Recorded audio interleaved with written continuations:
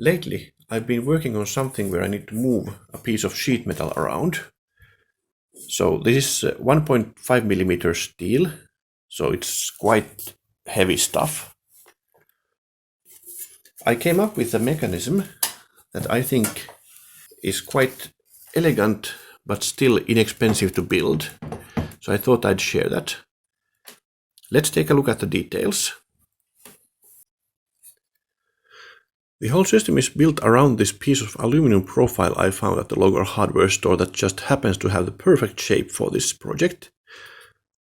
The sheet metal attaches here using these screws. There are square nuts inside against which the screws thread. On the back, the aluminum profile bolts onto this linear guide rail, which provides the motion.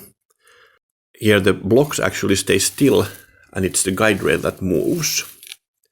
And the shape of the aluminum profile is convenient because I can place the timing belt on top of the system and have it come here to the omega drive. So I have two idlers and the actual driving belt wheel.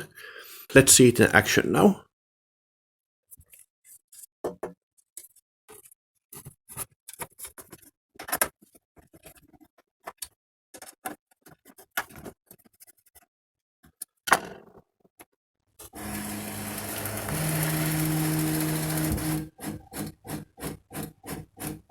Looks like the first version of my X-axis is ready.